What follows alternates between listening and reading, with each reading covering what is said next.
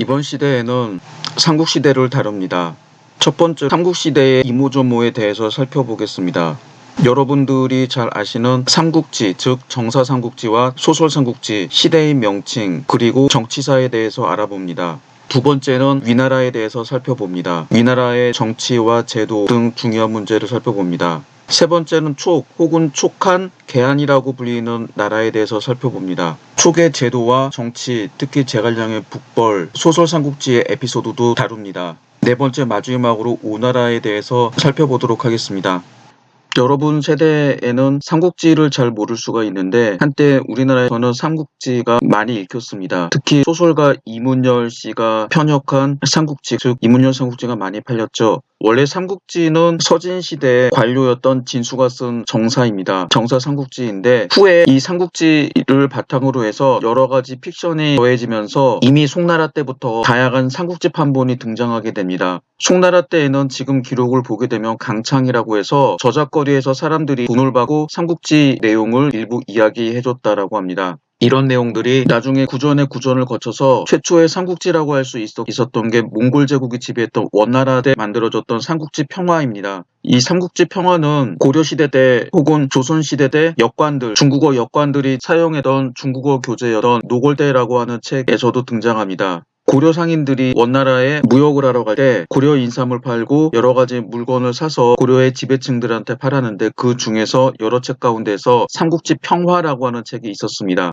이 삼국지 평화는 지금 있는 소설 삼국지와 내용이 조금 다릅니다. 원래 진나라, 즉 서진이 오나라를 정복한 다음에 삼국지가 끝나게 되는데 이 삼국지에서는 다음 시간 혹은 다다음 시간에 살펴볼 영가의 난에 대해서 다룹니다. 서진말, 서진이 파랑의 난으로 지배층이 내분을 일으켜서 서로 싸우고 있을 때 독립했던 세력이 있습니다. 흉노입니다. 흉노의 유연이 독립을 하게 되는데 이 흉노의 유연은 원래는 허련제 씨였다고도 하는데 흉노의 묵돌선우가 한나라 공주와 결혼했다고 해서 자기네들은 어머니 성을 따른다고 해서 중국성인 유로 성을 바꾸게 됩니다. 서진에서 독립한 다음에 한나라를 세우게 되죠. 그래서 삼국지 평화에서는 이 흉노가 세웠던 한이라고 하는 나라가 유비가 세웠던 촉 혹은 촉한이 망한 다음에 유비의 외손자가 독립을 해서 세운 국가로 묘사합니다. 그 다음에 일설에 의하면 장비가 후조를 세웠던 성록의 모사였던 장비인으로 빙의되었다라고 하는데 이 소설은 당시 몽골이라고 하는 이민족이 지배했던 상황에서 중국인들이 눈치를 보게 된 거죠. 그래서 이민족의 지배를 합리화하기 위해서 가장 인기 있었던 소설에 16국 시대 전반기에 해당하는 내용들을 갖다 붙이게 됩니다. 그래서 유연 일족들이 서진을 멸망시킨 게 결국 한나라가 서진을 멸망시키고 다시 들어섰다. 사실 이 한나라는 중국인들이 세운 왕조가 아니라 흉노가 세웠던 왕조이긴 하지만 말입니다.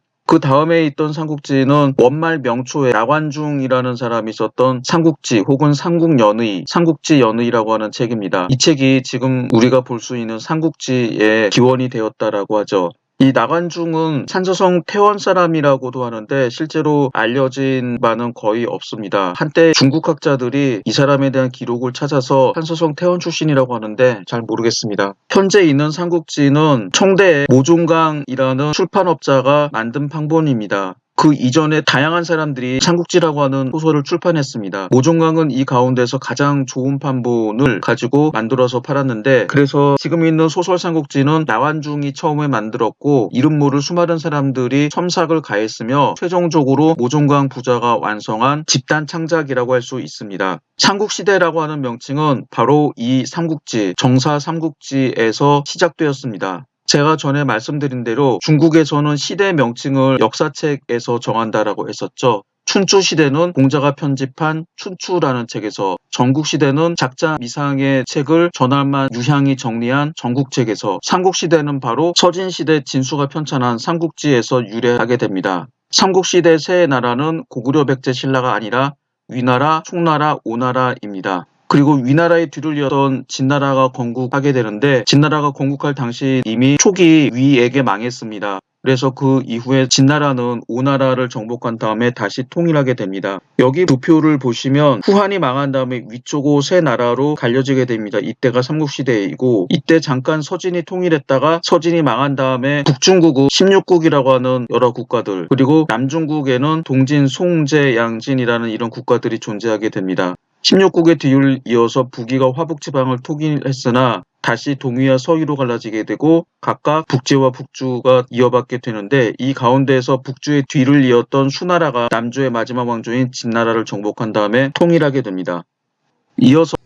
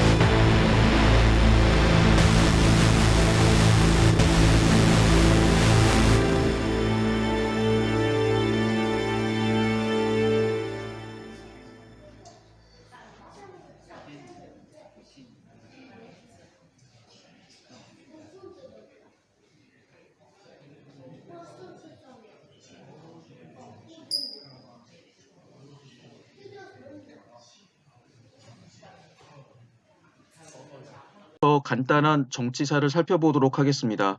조조는 권한 13년 즉 208년 승상이 된 후 후한의 정치를 독점했습니다. 213년 후한은 기주의 시군을 위국으로 만든 다음에 조조를 위공에 봉하여 업에 도읍하도록 했습니다. 그리고 업에 종묘사직을 세워 상서, 시중과 유경을 두었습니다. 따라서 후한의 정치 중심은 대부분 허에서 업으로 옮겨졌습니다. 본래부터 괴뢰였던 헌제는 이렇게 되자 더욱 힘이 없어졌습니다. 214년 황후 복시는 조조의 전횡에 불평하다가 피살되었습니다. 이때 복시가 낳았던 세 아들도 살해되었습니다. 다음해 즉 215년 헌제는 조조의 셋째 딸을 황후로 강제로 맞아들이게 됩니다. 216년 조조는 위공에서 위양으로 승격되고 종효가 위의 상국이 되었습니다.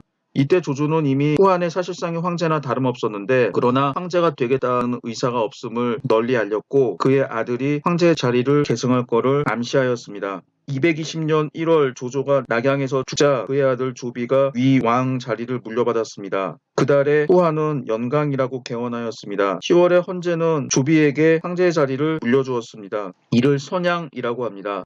조비는 즉위 후에 황초로 연호를 바꾸고 국호를 위라하였습니다. 이를 위문제라고 합니다. 12월에 위나라는 낙양으로 수도를 옮기고 헌제는 선양 이후 산양공으로 격화되어 잘 살다가 234년 즉 조비의 아들 위명제 시대에 죽었습니다.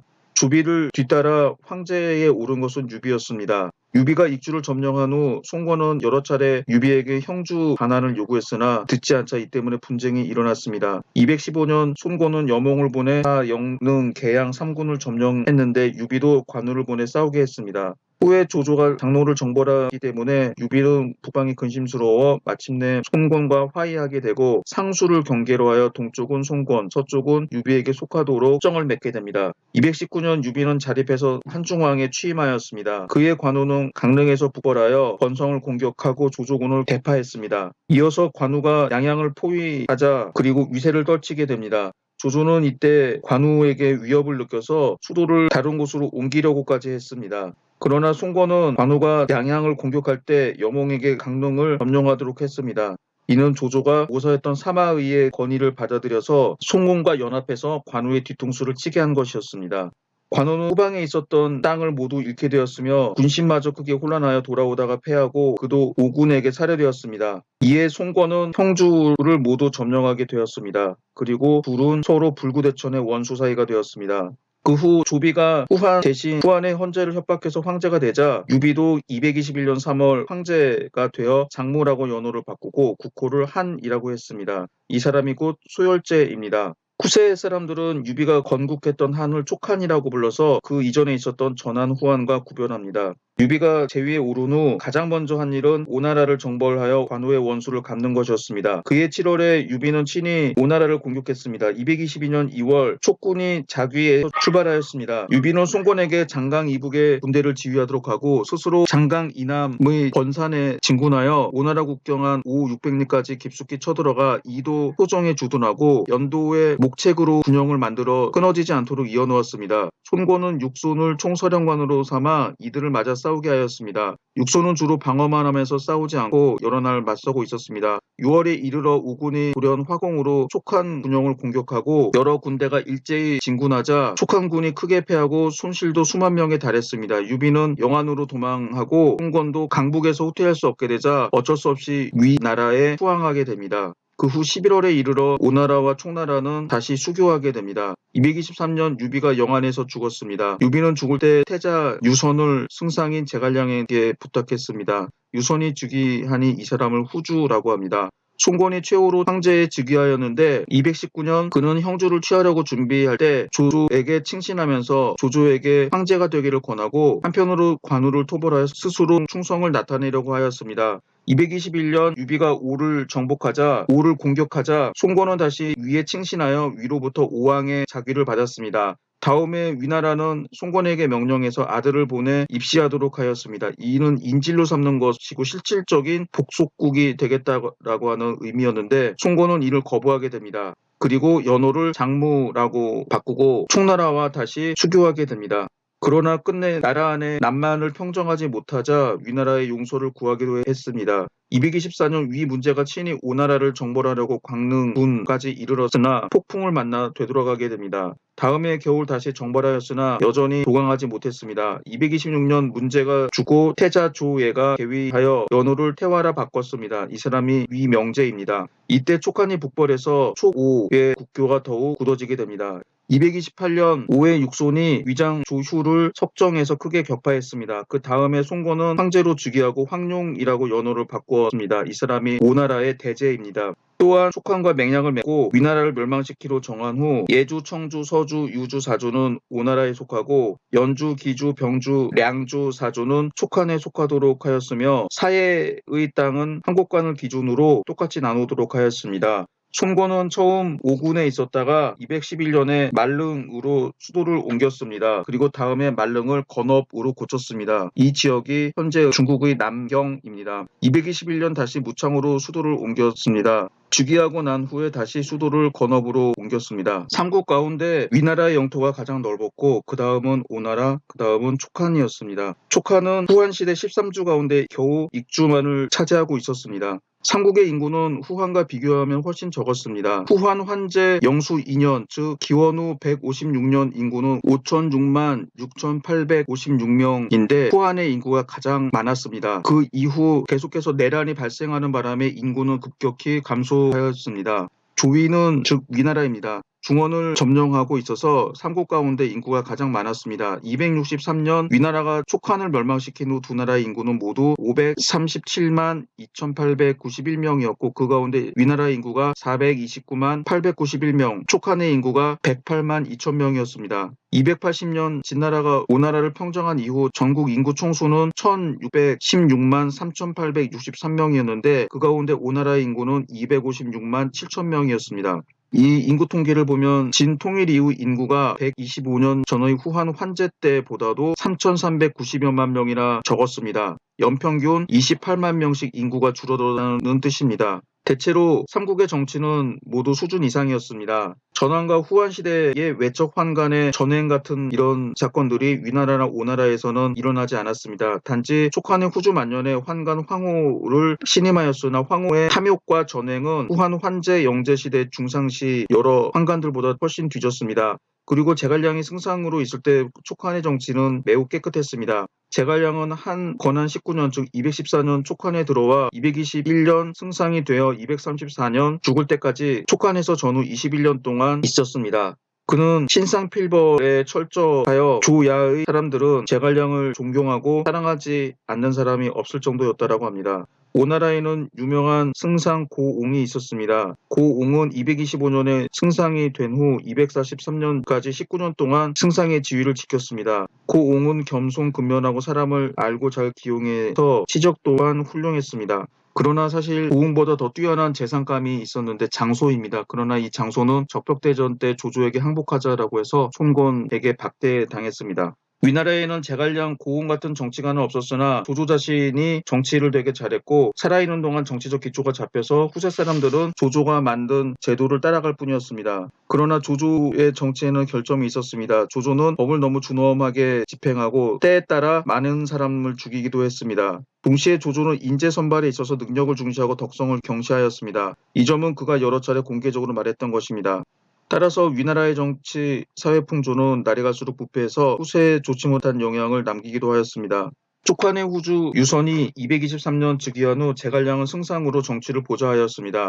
후주는 사람이 성실하고 순박하였으나 평범하여 정사는 모두 제갈량이 처리했습니다. 이때 형주를 이미 잃었으므로 제갈량의 한실 부흥 계획은 좌절된 상태에 빠졌습니다. 그러나 제갈량은 실망하지 않고 한편으로 오나라와 외교 관계를 맺고 한편으로 군대를 정비하고 훈련시켜 위나라를 공격하려고 했습니다. 225년 제갈량은 익주 남부에 있었던 남만의 반란을 평정했습니다. 국내가 안정되자 그는 227년 3월 군대를 이끌고 한중에 머물면서 북벌에 표를 올렸습니다. 그 다음 해 초 즉 228년 제갈량은 등지 조은에게 명령해서 기곡을 지키게 하고 자신은 군대를 이끌고 기산을 공격했습니다. 이때 현재의 감숙성 동부 지역에 해당하는 천수, 남한, 안정 등 군이 모두 위나라를 배반하고 제갈량에게 호응하여 관중이 크게 진동하였습니다. 위 명제는 조진에게 관중의 군대를 지휘하도록 하고 장압을 파견해서 싸우게 하니 가정에서 초계선봉을 물리쳐 제갈량은 후퇴할 수밖에 없었습니다. 제갈량이 물러난 뒤 조진이 반란을 일으킨 3군을 평정했습니다. 그해 11월 제갈량은 조슈가 오나라에게 패했다는 소식을 듣고 위나라 군대가 동쪽으로 내려가 관중이 비어 있음을 안 다음 다시 표를 올려 두 번째 북벌을 꾀했습니다. 12월에 제갈량은 산관을 나와 진창을 포위했습니다. 진창의 수비병은 1,000명에 불과했으나 철통같이 수비하여 수만의 촉한군이 주야로 20여일을 공격했으나 함락하지 못하고 군량이 떨어져 물러날 수밖에 없었습니다.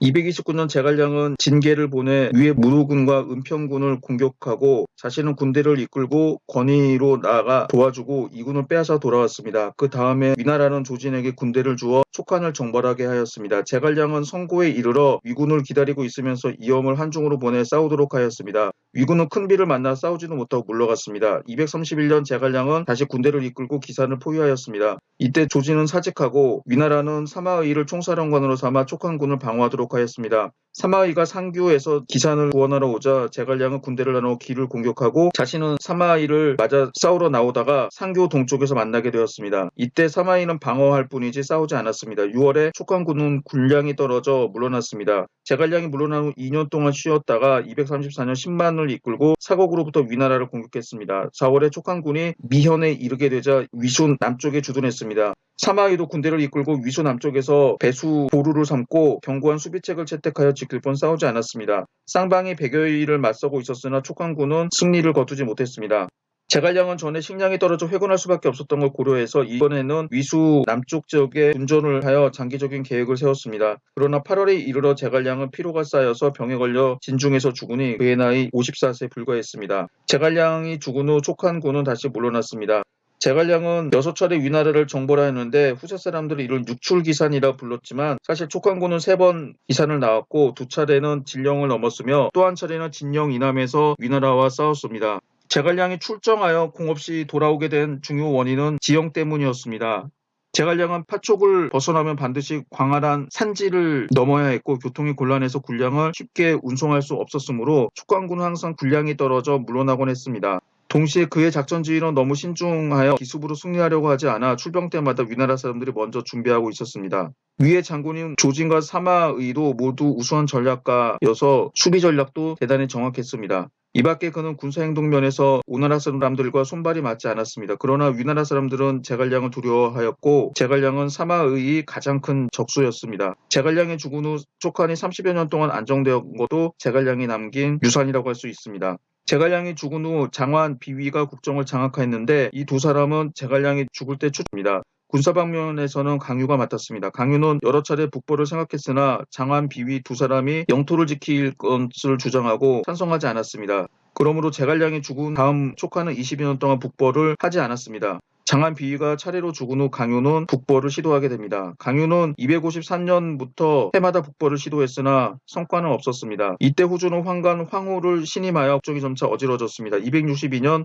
강유는 전선으로부터 성도로 돌아와 황후를 죽이도록 청했으나 후주가 듣지 않았습니다. 강유는 도리어 두려워하여 방어진 조양으로 돌아가 조양 부군의 답중에서 보리를 심도록 청하였고 성도로는 감히 돌아오지 않게 됩니다. 당시 위나라는 원제 조환 시대였는데 사마소 즉 사마의의 아들 둘째 아들이 권력을 잡고 전행했습니다. 사마소는 촉한의 정치가 나날이 어지러워짐을 보고 촉한 정벌을 결심하게 되었습니다. 263년 8월 위나라는 대규모의 군대를 출병시켰습니다. 종해가 총사령관이 되어 등에 제갈서 등에게 각각 3만 명을 이끌고 강유를 공격하게 하고 종해 자신은 10여만 명을 이끌고 진령을 넘어 직접 한중으로 쳐들어갔습니다. 출병에 앞서 등해를 포함한 조신들은 대부분 촉한을 정벌할 수 없다고 하였으나 오직 종해만이 이길 수 있다고 사마소에게 출병을 권했습니다. 사마소는 그가 적을 두려워하지 않음을 보고 그에게 마침내 촉한 정벌을 책임지도록 하였습니다. 당시 촉한의 병력은 약 9만 명이었는데 강유가 5만 명을 거느리고 있었고 4만 명이 각지를 지키고 있었습니다. 당시 강유는 멀리 변방 지역에 주둔하여 여러 전선을 지휘할 수 없었으므로 위나라는 상당히 신속하게 진군하였습니다. 그해 9월 종해가 한중을 점령하자 강유가 이 소식을 듣고 남쪽으로 물러나 검각을 지키고 있었습니다. 종해가 검각을 함락하지 못하고 군량이 떨어져 10월에 회군하려고 하고 있었는데 등해가 우회로로 기습하여 전세가 역전됩니다. 등해는 강유가 물러난 후 은평으로 진군하여 은평에서 작은 길로 검각 서쪽에서 100여리인 부현에 이를 수 있음을 알았습니다. 그곳은 성도에서 300리 떨어진 곳이었습니다. 등해는 소수의 군대를 지휘하여 은평을 출발하여 사람이 없는 700리를 달려 부수 북쪽의 강유로 들어갔습니다. 후조는 제갈첨을 보내 싸우게 하였으나 제갈첨은 면죽에서 전사하고 위군이 성도를 압박하자 후조는 항복하고 말았습니다. 강유는 제갈첨이 패했다는 소식을 듣고 검각으로부터 철군하여 성도를 구하러 돌아오다가 도중에 후주의 명령으로 종해에게 투항하여 촉한은 멸망하고 말았습니다. 촉한이 망한 후 강유가 적극적으로 복국을 꾀하였습니다. 그는 종해가 야심을 가지고 있는 것을 알고 그에게 반란을 권하면서 자신이 선봉에 설 것을 자원했습니다. 그는 종해가 반란을 일으킨 후 다시 기회를 보아 종해를 죽이고 나라를 회복하려고 했습니다. 종해는 강유를 믿고 264년 등해를 모함하여 죽이고 반란 음모를 적극적으로 꾸미게 되었으며 위나라 장수들을 죽이고 강유가 신임하는 옛 촉한의 장군으로 바꾸려고 했습니다. 이 사실을 안 위나라 장군들은 분노하여 종해를 죽이고 강유도 이때 죽었습니다. 후주는 바로 이해에 낙양으로 옮겨서 위나라로부터 안락현공에 봉해졌습니다. 촉한을 멸망시킨 후 사마소는 위를 찬탈하여 진을 건국하려고 했습니다. 촉한을 멸망시킨 후 사마소는 264년 진왕으로 승진하였습니다. 그 다음에 8월에 사마소가 자 아들 사마염이 뒤를 이어받아 진왕이 되었습니다. 12월에 위원제는 사마염에게 황제의 자리를 물려주게 되고 사마염은 즉위한 후 진무제가 되어 태시라고 연호를 바꾸고 위원제를 진유왕으로 강등하여 업에 살도록 하였습니다.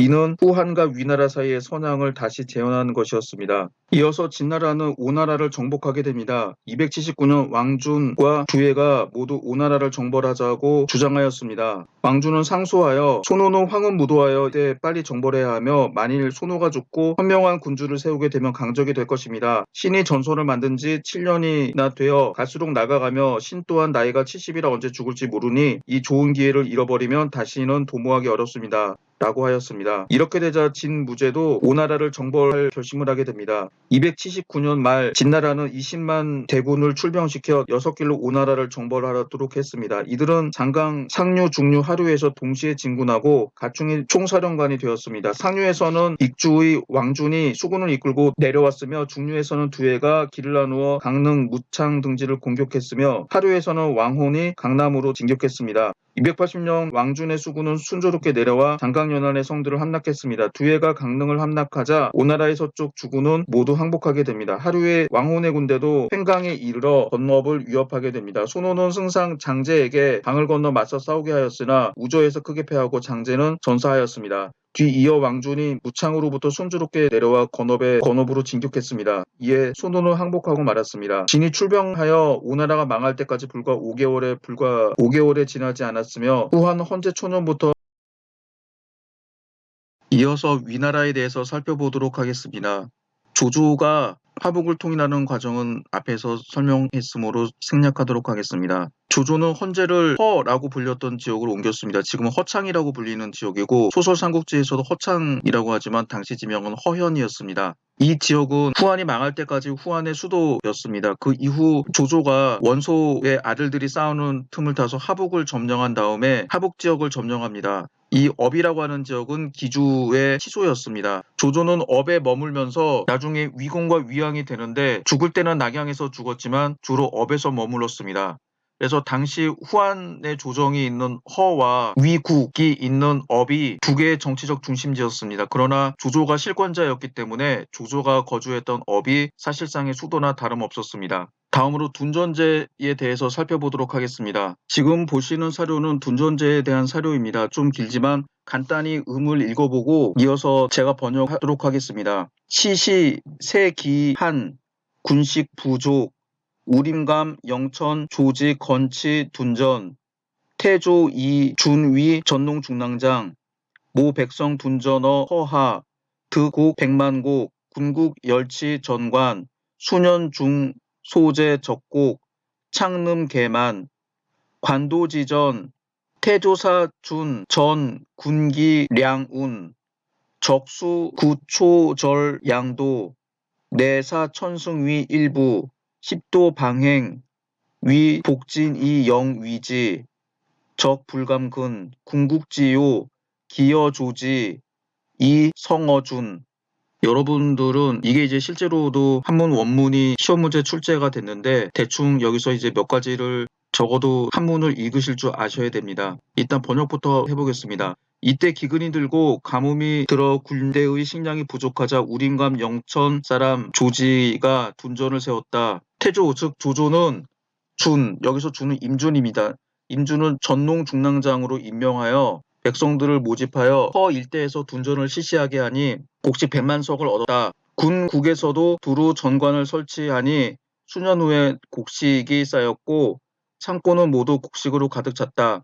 관도의 전투 당시 태조 즉 조조는 임준에게 무기와 식량의 운반을 맡겼다. 적이 여러 차례 티중을 약탈하고 식량 운반 도로를 끊었다. 이때 1000대의 수레를 일부러 편제하여 열도로 사각형을 만들어 움직이며 여러 겹의 대열로 그 둘레를 에워싸 호위하도록 하니 적들이 감히 접근하지 못하였다. 군국의 풍요로움은 조지가 시작해서 임준이 완성하였다. 삼국지 권십육 임준전입니다.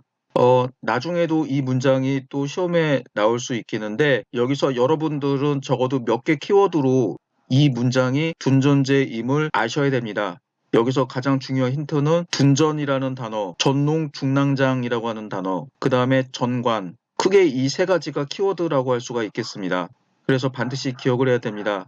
둔전, 전농중랑장, 전관. 이 중에서 전관을 제외한다라고 하더라도 둔전과 전농중랑장이라고 하는 두 단어는 반드시 기억하셔야 됩니다. 둔전은 본래 군사들이 특히 변방에 있는 군사들이 자급자족하는 방식을 뜻합니다. 변방까지 군량을 수송하기 어렵자 군대 일부는 여전히 국경 방어에 힘쓰고 나머지 일부가 토지를 경작해서 식량을 자급자족하는 방법입니다. 그런데 여기서 보시는 둔전은 군사들이 하는 둔전이 아니라 백성들에게 경작을 하게 하는 둔전입니다. 그래서 이러한 둔전을 민둔이라고 부릅니다. 민둔과 구별하기 위해서 원래대로 군사들이 둔전에 종사하는 것을 군둔이라고 합니다.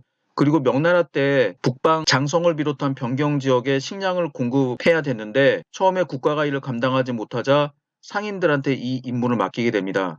그래서 상인들은 그 대가로 소금 판매권을 얻게 되는데 상인들이 국경 가까운 지역에 있는 땅을 사서 생산한 식량을 변경 지역으로 운반했습니다. 즉 운송비를 줄이는 정책을 취한 거죠. 그래서 상인들이 군대에 식량을 공급하기 위한 목적으로 토지를 경작한 것을 상둔이라고 합니다. 그래서 둔전은 역사적으로 보면은 군둔, 민둔, 상둔 세 가지가 있습니다. 이 시대에는 군둔과 민둔이 있었습니다. 둔전의 관리들은 전농 플러스 관직명이 들어가게 됩니다. 전농중랑장, 전농교위, 전농도위 크게 이 세 가지 관직이 있었습니다. 그런데 농사를 관장하는데 중랑장, 교위, 도위는 모두 무관직이었습니다. 그래서 군조직으로 백성들을 관리했기 때문에 둔전제라고 불렀습니다. 전농도위는 모두 6명의 사마를 두었습니다. 사마는 일개 둔을 지휘하게 됩니다. 1둔마다 둔전농민 50명이 있었습니다. 그래서 전농도위 한 사람은 모두 300명의 농민을 관리하는 조직이었습니다. 다시 말하면 전농도위는 6개의 둔을 관리했습니다. 즉 300명의 둔정농민을 관리했고 각각 둔에는 사마라는 관리가 임명되었고 사마는 50명의 둔전농민을 감독했습니다. 전농중랑장, 정농교위, 전농도위는 9년의 장관인 태수, 상, 현령, 현장의 관리 또는 감독을 받지 않은 별도의 조직이었습니다. 둔전농민은 전객 또는 전농부민이라고 불렸습니다. 자신이 소를 가지고 경작하는 경우에는 수확량의 50%, 그렇지 않고 소를 빌린 경우에는 60%를 납부했습니다. 수확량의 50%와 60%를 납부했으니 고율의 소작이라고 할 수 있었는데 사실 이는 당시에 대토지를 가지고 있는 지주로부터 땅을 경작하는 소작민들이 바로 내야 되는 소작료가 50%였다라고 합니다. 그래서 당시보다 아주 비싼 착취는 아니었다라고 하는 게 학자들의 평가입니다. 다음으로 위나라에서 실시했던 제도, 유명한 제도가 구품관인법입니다. 구품관인법을 살펴보기 전에 먼저 조조가 취했던 인사제도 유제시거를 살펴보도록 하겠습니다. 유제시거는 좀 어려운데 번역문만 읽어보도록 하겠습니다. 예로부터 천명을 받아 나라를 세우거나 쇠약해진 나라를 중흥시킨 군주로서 현명한 군주와 함께 천하를 다스리지 않는 사람이 있었는가? 현명한 일을 얻으려고 하면서도 백성들이 사는 곳에 나가보지 않는다면 어떻게 그런 기회를 가질 수 있을까? 윗사람이 그들을 찾아야만 하는 것이다. 천하가 혼란스러운 현재 현명한 인물을 구하는 일이 시급하다. 맹공작처럼 청렴한 이는 큰 나라의 한가로운 고관을 하더라도 작은 나라의 실무자가 될 수 없다는 공자의 말씀처럼 직무에 따라 필요한 인재가 있다. 만약 청렴한 인사만 등용한다면 제 나라의 황공이 어떻게 사치스럽기로 유명한 관중의 도움으로 한 시대를 주름잡을 수 있었겠는가? 지금 원대한 뜻을 품고도 초야에 묻혀 강에서 할 일 없이 낚시를 하고 있는 주나라의 공신 강태공 같은 자가 없는가? 또 한나라의 공신 진평처럼 형수와 사통하고 뇌물을 받았다는 추문으로 인해 자신의 진정한 능력을 알아주는 이를 만나지 못하는 자는 없는가? 그대들은 제대로 대접받지 못한 인재가 드러날 수 있도록 나를 도와다오. 재능만 있다면 누구든지 청구하라. 나는 그를 중용하도록 하겠다. 이 유제시거에서 밝힌 것처럼 조조는 능력에 따라 인재를 등용했습니다. 이는 후한시대 때 효렴으로 청거됐던 인물들이 대부분 평판조회를 조작해서 등용이 됐던 무능했던 인물임을 알고 있었기 때문입니다.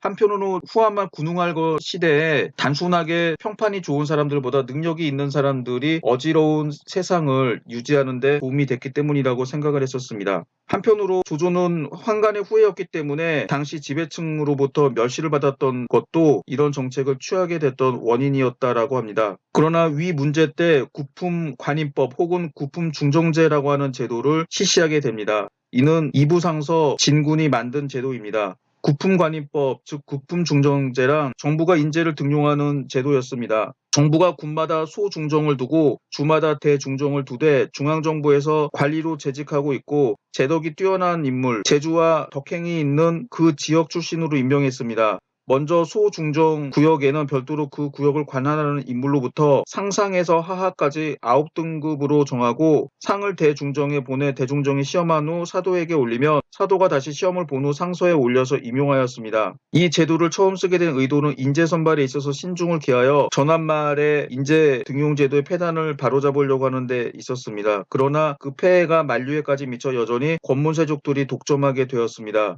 권세가 있는 자제는 가족의 지위와 사회관계에 의지하여 쉽게 이름을 얻어서 상품에 놓이게 됐습니다. 그리고 적지 않은 중정들이 이들 권문세족의 아첨에서 사리사욕을 취하게 되었으며 이러한 제도는 그들에게 상류 자리를 모두 독차지하게 되었습니다. 이밖에 위나라 시대 대신자제들은 중정의 추천 없이 관리가 될 수 있었습니다. 종요의 아들 종육은 14살에 산기시랑에 임명되었습니다. 산기시랑은 당시 오품이었습니다. 이 구품관인법 즉 구품중정제와 후한시대 제도를 비교하면 후한시대의 향거리 선제는 군태수와 국상이 인재를 추천했습니다. 효렴 등으로 추천했죠. 여기에 비해서 이 구품중정제 구품관인법은 해당 지역 출신의 관리가 해당 지역 인물을 평가해서 9등분으로 나누어 인재를 추천하는 방식입니다. 일본의 군기시정이라는 학자의 주장에 따르면 당시 품계를 주어주게 되는데 이걸 향품이라고 합니다. 향품보다 4단계 아래에서 관리가 될 수 있었다라고 합니다. 만약에 자기가 향품 3품을 받게 되면 7품부터 시작을 하게 되고 향품 5품을 받게 되면 9품부터 시작을 하게 됩니다. 그리고 그 당시에 가장 높은 향품은 2품이었습니다. 그래서 이 2품을 문지 2품이라고 불렸습니다. 그런데 이런 제도는 이른바 아빠 찬스, 엄마 찬스가 크게 작용할 수 있는 제도였었고 금수저 가문에서 금수저가 나오고 은수저 가문에서 은수저가 나오며 흑수저 가문에서는 흑수저가 나오는 제도였습니다. 그래서 원래 제도대로 됐으면 괜찮은 제도였을지도 모르겠는데 사람들이 개인에 대해서 평가를 하지 않고 그 가문에 대해서 평가를 하게 됩니다. 즉 평가 기준이 그 가문에서 어떤 관리를 배출했고 몇 품의 관리를 배출했느냐에 따라서 인재를 평가하게 되자 개인에 대한 평가가 아니라 가문에 대한 평가가 됐던 거죠. 그래서 문벌이라고 하는 금수저, 은수저 사회가 점점 더 굳어지게 됩니다. 그래서 하후현과 유의를 비롯한 많은 사람들이 구품관인법이라고 하는 인사제도를 바꾸자고 했습니다만 이 제도는 수나라가 통일하기 전까지 계속 이어지게 됩니다. 그리고 큰 폐단을 낳게 됩니다. 다음으로 고평릉사변과 사마시의 찬탈이 위나라의 가장 중요한 사건이었습니다. 고평릉사변은 사마의가 일으킨 쿠데타입니다. 위 명제가 239년에 죽고 아들 방이 즉위하였습니다. 이때 8살이었습니다. 사마의와 대장군 조상은 명제의 유조를 받고 공동으로 섭정했습니다. 조방이 즉위한 후 사마의는 태부에 임명되었습니다. 명제가 병중에 있을 때 본래 연왕우와 조상에게 정치를 하도록 하였는데 그리고 사마의에게는 요동으로부터 관중에 주둔하면서 총나라를 방어하게 하였습니다. 그러나 명자가 죽을 때 근신인 유방 손자에게 현혹돼서 연왕우와 조조를 파면하고 사마의와 조상에게 보정하도록 했습니다. 조상은 재주가 평범하고 사치를 좋아했으나 무리는 일과 접근하기를 좋아해서 당시 명사였던 하한, 등양, 이승, 정밀과 어울렸고 이들과 함께 정치했습니다. 사마의는 사실상 태부로 임명됐지만 권력을 뺏긴 후 조상과 대항할 수 없게 되자 병을 칭하고 집에 있으면서 음모를 꾸몄습니다. 249년 사마의는 조상이 황제인 조방을 따라 외출한 틈을 타서 군대를 이끌고 낙양성을 점령하게 됩니다. 그리고 조상을 협박해서 물러나게 했습니다. 이어서 조상과 그 무리들을 전부 다 죽이게 됩니다. 이때 황제 조방과 조상이 고평릉 일대에서 사냥하고 있는 사이에 사마의가 쿠데타를 일으켰다고 해서 고평릉 사변이라고 부르게 됩니다. 사마씨가 권력을 장악하게 되자 이때 회남에 있었던 장군들이 사마씨를 제거하기 위해 군대를 일으켰습니다. 251년에는 왕릉, 255년에는 광구검, 동천한 시대 때 고구려를 박살냈던 바로 그 광구검입니다. 그리고 257년 제갈탄이 회남에서 군대를 일으켜 사마씨를 제거하려고 했습니다. 그러나 실패하게 됩니다. 여기서 여러분들은 질문을 할 수 있습니다. 왜 하필이면 회남 지역이었을까? 회남이라고 하는 지역은 당시 오나라의 침입을 막기 위해서 대규모 군대가 주둔하고 있었습니다. 그리고 이 변경 지역에는 응의 권위로 둔전을 실시하고 있어서 식량도 충분했습니다. 그래서 막강한 대군과 식량을 관리를 하고 있었기 때문에 그리고 이때 사마씨에 반대하는 인물들이 이 지역을 관리하는 직책에 임명되어서 이들은 사마씨에 대항하였으나 모두 실패하게 되고 결국 위나라는 망하게 됩니다. 지금 보시고 있는 거는 조위 둔전제 지도입니다. 여기서 파란 색깔은 민둔, 즉 전농도위가 농민 300명을 지휘해서 만든 둔전입니다. 이 둔전을 보게 되면 주로 황하 유역에 있음을 알 수 있습니다. 그 다음에 여기서 약간 분홍색 빛깔을 띠는 것들이 모두 둔전입니다. 다 국경선 근처에 있다라고 하는 것을 알 수가 있습니다. 이게 원래 둔전이죠. 그래서 이런 둔전을 군둔이라고 합니다. 다음으로 촉 혹은 촉한에 대해서 살펴보겠습니다. 저도 습관적으로 촉이라고 하는데 당시 사람들은 자기네 나라의 국호를 한이라고 했습니다. 그런데 후세 사람들이 이 한을 전한, 후한과 구별하기 위해서 촉한이라고 불렀습니다. 또는 후한을 계승했다라고 해서 개한이라고 하는 명칭으로 불렀습니다. 앞에서 길게 살펴봤는데 유비는 청주 남부를 점령했습니다. 이게 208년 소위 적벽대전, 사실 적벽대전이 아니라 오림의 전투에 가깝습니다만 그 이후 유비는 214년에 익주를 점령하고 조조를 격파한 후 한중왕에 임명합니다. 그러나 이해, 즉 219년 유비의 최전성기였을 때 형주를 잃어버리게 됩니다. 이후 유비는 211년에 즉위했지만 다음에 관우의 원수를 갚기 위해서 이릉에서 싸우게 되는데 오나라 군대 대패하고 결국 그 이후 죽게 됩니다. 유비의 집단은 임협 집단이라고 합니다. 임협은 깡패들이죠. 요새 깡패들은 의리가 별로 없지만 유비의 집단은 의리로 똘똘 뭉친 그런 집단입니다. 유비는 사실 후한의 황실이라고 하지만 후한 황제들과 촌수가 엄청나게 먼 별볼일 없는 황실 일족이었을 뿐입니다. 그래서 유비가 처음에 후한 말에 황건적의 난을 토벌하면서 군웅으로 발전하긴 하지만 별볼일 없는 사람이었기 때문에 유비 주변에는 별로 사람들이 없었습니다. 그리고 유비 주변에서 인재가 있다라고 하더라도 전부 유비 곁을 떠났습니다. 유비가 예주사사였을 때 만났던 진군이라고 하는 인물은 바로 전에 구풍관이법을 만들었던 바로 그 진군입니다. 이 진군은 영천군 출신으로 상당히 유명한 명문 가문이었는데 유비가 나중에 서주로 가게 되자 미련 없이 유비를 버리고 조조에게 투항해서 나중에 삼공회까지 이르게 됩니다. 그리고 유비가 서주에 있을 때 그를 도왔던 진등이라고 하는 인물도 유비가 서주에서 쫓겨나자 조조에게 투항하게 되고 광릉태수에 임명됩니다. 그 다음에 원환이라고 하는 인물도 유비와 상당히 친한 인물이었지만 결국 조조의 투항에서 장관급에 해당하는 구경에 임명됩니다. 이에 비해서 유비를 따랐던 인물들 장비와 간홍, 손권 같은 사람들은 원래부터 유비와 동양의 탁군 탁현 출신입니다.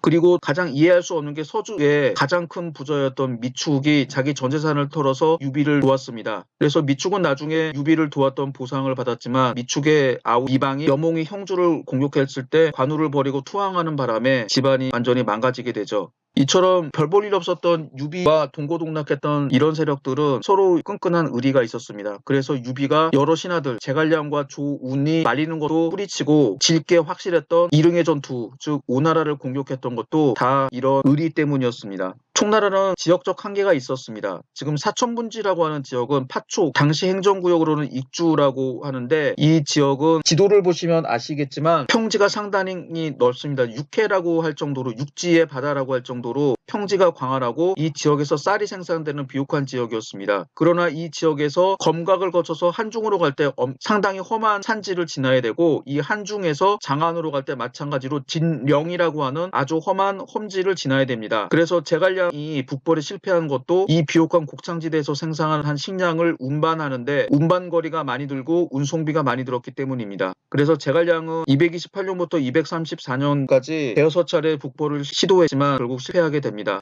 제갈량은 221년부터 234년까지 약 14년 동안 승상으로서 권력을 잡았습니다. 그가 권력을 잡았을 때 촉한의 정치는 잘 되었다라고 하죠. 이 촉한의 가장 중요한 문제가 외지인과 토착인의 문제였습니다. 유비, 관우, 장비, 제갈량, 마량, 마소, 조운, 마초 등등등 여러분들이 소설 삼국지에서 읽어보셨던 인물들은 거의 대부분 외지 출신이었습니다. 유비, 장비를 비롯한 사람들은 탁군, 탁현 출신이었지만 형주 출신들이 많았습니다.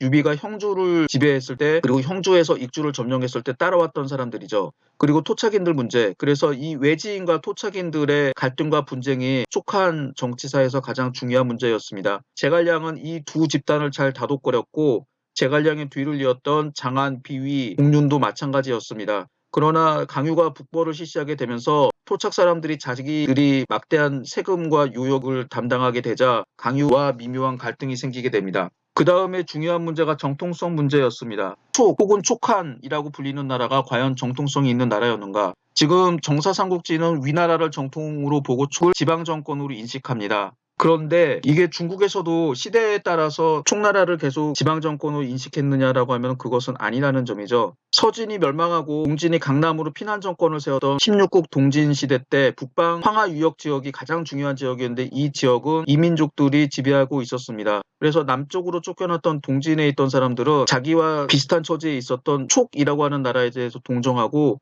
촉을 정통으로 생각하게 됩니다. 그래서 스착치가 쓴 한 진춘추에서는 촉을 정통으로 봤습니다. 그러다 통일이 되자 당연히 다시 거기다 북방에 있었던 수나라가 통일하게 되자 북방에 있었던 위나라를 정통으로 보게 됩니다. 그러다가 송나라가 여진인이 세웠던 금나라한테 망한 다음 다시 중국인들은 남쪽으로 쫓겨나게 됩니다. 그래서 송나라를 제거를 했는데 이 송나라를 남송이라고 합니다. 남송 시대에도 자기들의 운명이 총나라와 비슷했기 때문에 총나라를 정통으로 생각하게 됐습니다. 그래서 주시가 통감강목이라고 하는 책을 썼을 때 총나라를 정통으로 생각을 했고 총나라의 국호를 개한이라고 했습니다. 전한, 후한, 개한. 그래서 세계 한나라라고 봤던 거죠.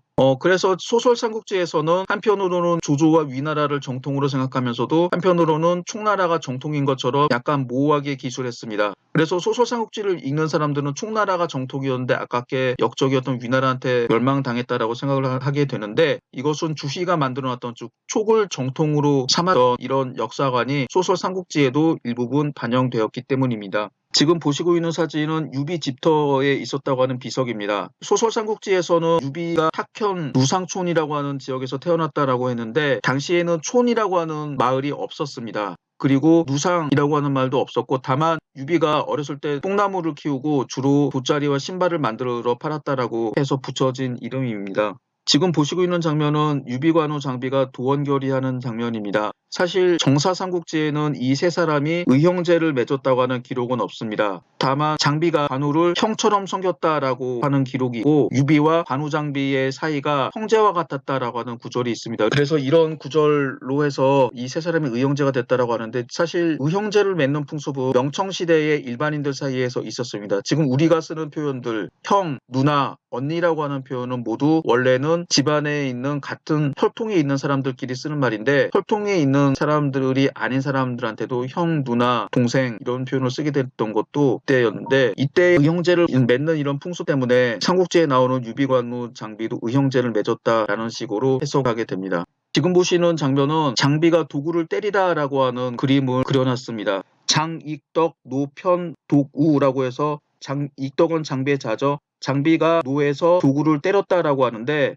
소설 삼국지에서 장비는 매일 술 처먹고 사고를 치는 귀여운 인물로 묘사가 되어 있는데 실제로는 그렇지 않았습니다. 정사 삼국지에서는 장비가 술 먹고 사고 쳤다라고 하는 기록이 없었습니다. 그리고 이 도구를 때린 사람은 장비가 아니라 유비였습니다. 도구라고 하는 관직은 각 군에 설치되었던 감찰관이었습니다. 당시 유비가 안희 현위에 임명되었는데 당시에 후한 조정에서는 제2차 황건의 반란을 토벌을 하고 공을 세웠던 사람들을 관리로 임용을 하다가 이 사람들을 전부 다 정리해고시키기로 합니다. 그래서 도구는 처음부터 유비를 자르려고 약점만 잡으려고 했었죠. 이 사실을 알았던 유비는 도구를 찾아가서 사정하지만 말을 듣지 않자 유비가 바로 도구를 나무에 매달아서 매질을 한 다음에 현위의 상징인 인수를 내던지고 도망가게 됩니다. 그리고 그 다음에 공손찬에 의탁해서 공손찬의 부하장수가 되었습니다. 이건 대표적인 역사 왜곡입니다. 지금 보시는 사진에는 조운고리라고 되어 있고 백마탄 한 사람이 서 있습니다.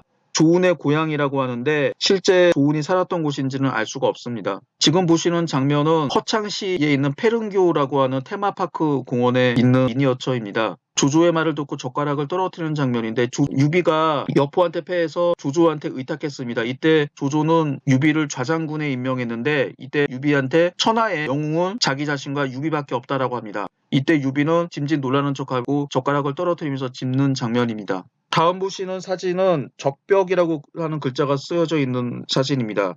적벽 위에는 흰색으로 무슨 부호가 있는데 이건 아마 도교에서 만든 부호라고 합니다. 일반적으로 208년 벌어진 전투를 적벽대전이라고 하는데 수경주 등에 있는 기록을 보게 되면은 적벽은 원래 장강 남쪽, 장강 북쪽은 오림이라고 불렸습니다. 그래서 당시 조조가 있던 지역은 장강 북쪽이었으므로 오림, 즉 오림 지역에 있었으므로 오림의 전투라고 해야 되는데 소설 삼국지에서는 오림에 대한 내용은 안 나오고 적벽 이야기만 나와서 이 전투를 적벽대전이라고 불립니다. 그러나 지금 붉은 글씨로 적벽이라고 쓰여진 저 지역이 실제로 전쟁이 있던 지역인지는 알 수가 없습니다. 그러나 저 글자가 쓰여진 저 지역은 지금 테마파크로 해서 비싼 입장료를 내고 인증샷을 찍어야 되는 관광 명소가 되었습니다. 다음 보시는 거는 이릉의 전투가 있던 자리에 세운 테마파크입니다.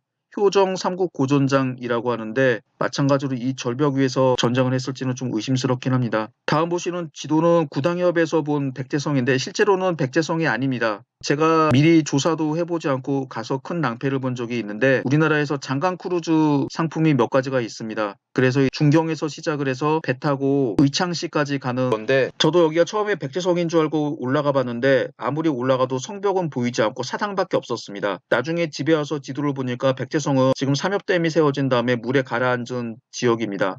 아마도 보시고 있는 사진의 왼쪽에 해당하는 지역의 밑에 성벽이 있었을 것입니다. 이건 멀리서 본 백제성의 풍경인데 마찬가지로 성벽은 없습니다. 이 삼엽댐이 건설되기 전에 갔다 오신 분들의 말을 들어보면 한참 걸어 올라가셔야 되는데 그때도 성벽은 없었다라고 합니다. 지금 보시고 있는 무덤은 유비의 능입니다. 해릉이라고 하는데 지금은 사천성의 성회, 즉 도청 소재지인 성도, 중국어 발음으로 청두에 있습니다. 무후사 안에 있는데 사실 황제의 릉이라고 하기에는 작습니다. 물론 조선의 왕릉도 작긴 하지만 그리고 여기서는 무덤 전체 사진을 찍을 수가 없습니다.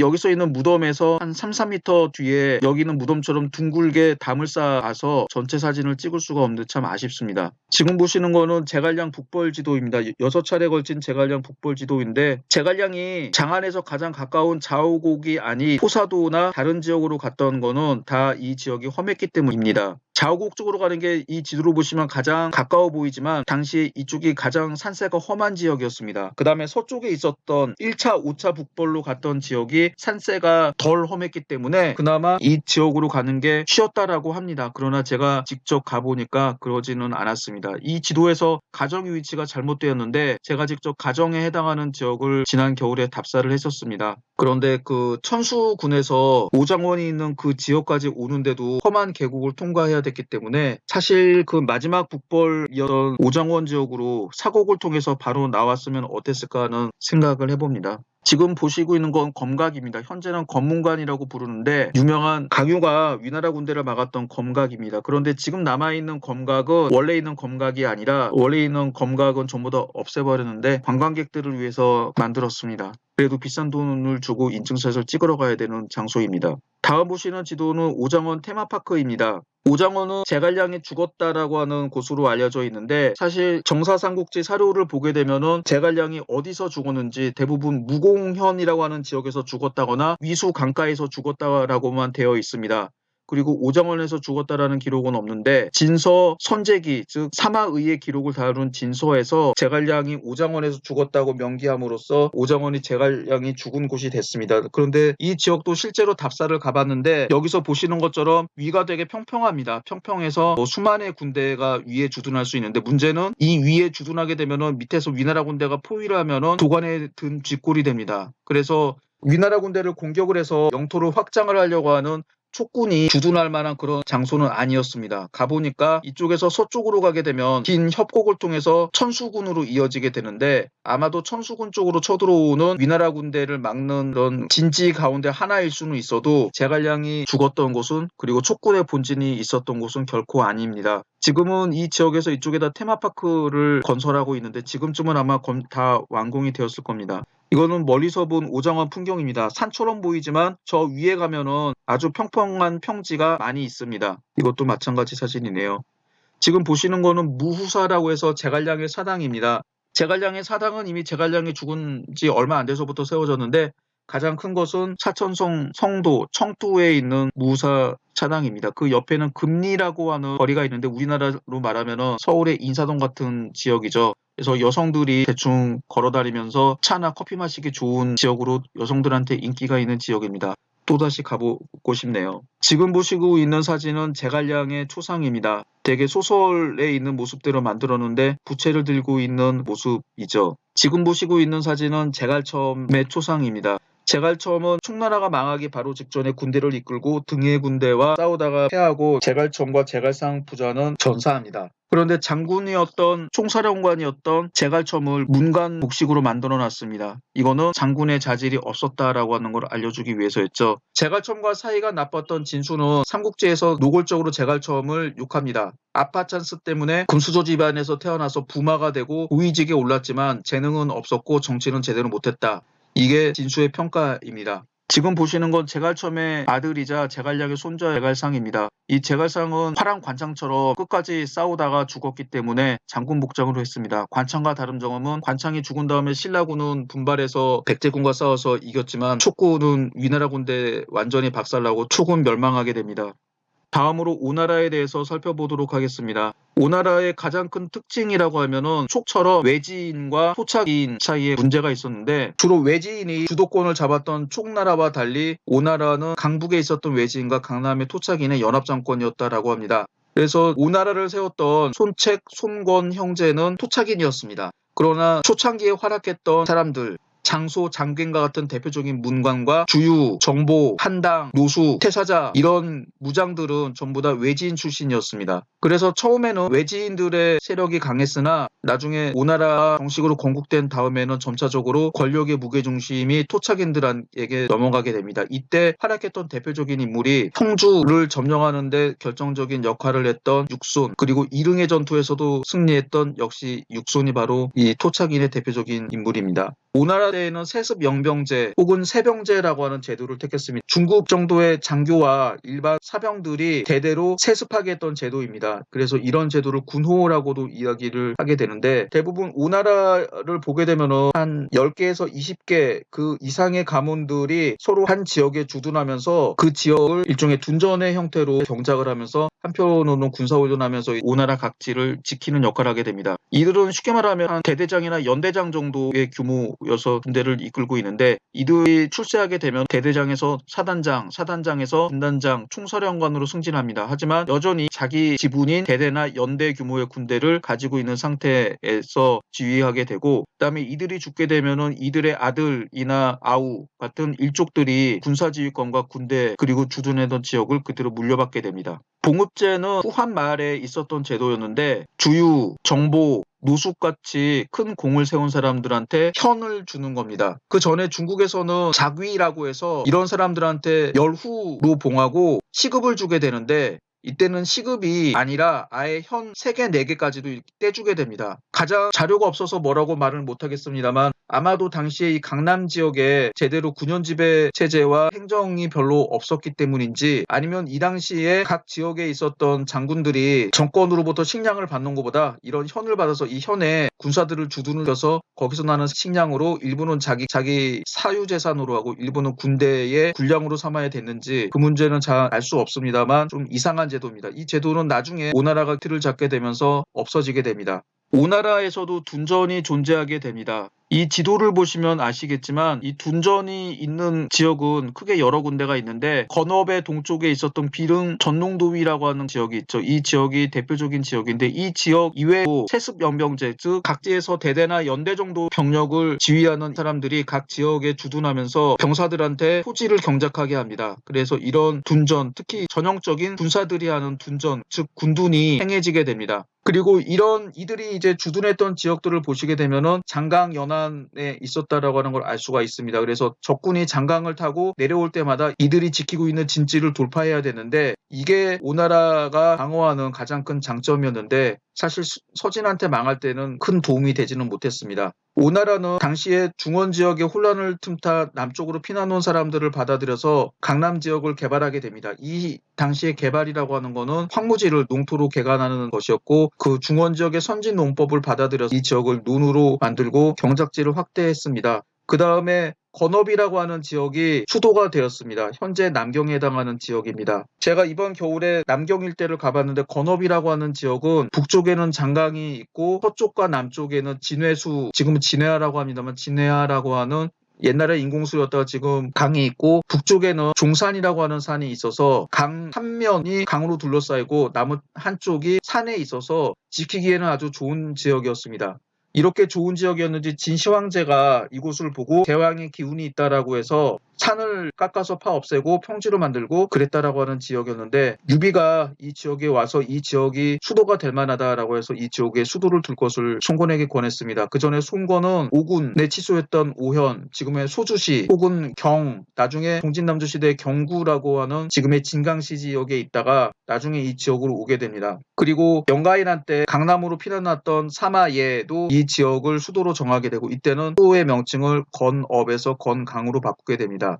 그 이후 남조시대와 5대 식국시대 때 남당이 이곳의 수도를 정하게 되고 통일왕조로는 명나라가 수도를 정했습니다. 명나라는 아까 말했던 진해하라고 하는 강을 따라서 성벽을 축조하고 진해화와 현무호 그다음에 종산을 잇는 이 지역에다 성벽을 쌓았는데 자연상의 방어물을 이용해서 성벽을 쌓아서 난공불락의 요새였습니다. 조선시대의 단종과 수양대군과의 관계라고 할 수 있는 주체, 나중에 영락제가 북하여 법문제를 제거하기 위해서 공격을 했는데 사실 이때 함락된 것도 주체와 내통했던 환관들이 성문을 열어줬기 때문이라고 합니다. 가보니까 실제로 내통하지 않는 이상 점령하기는 쉽지 않습니다. 그 이후 청이 남명 세력들을 점령했을 때도 정복했을 때도 이 남경을 점령했다고 하는데 청나라 군대 대단합니다. 지금 보시는 건 노숙의 무덤입니다. 노숙은 소설 삼국지에서는 제갈량한테 매일 사기당하는 멍청한 인물로 묘사되어 있는데 실제로는 노숙은 제갈량이 앞서서 천하 삼분지계를 만든 사람입니다. 북방에 있었던 조조, 손권 그리고 나머지 하나의 세력이 3개가 천하를 3개로 나눌 것이라고 했는데 처음에는 유표가 그 대상이었다라고 했는데 나중에 유비가 마지막 3분의 1의 지분을 갖는 인물이었다라고 했고 나중에 적벽대전이 일어나기 전에 유비와 손권의 연합군을 만드는데도 결정적인 역할을 하게 됩니다. 그 이후 소설삼국지에는 잘 나타나지 않았지만 노숙이 관으로부터 형주를 달라고 직접 군대를 이끌고 실력 행사를 하기도 했습니다.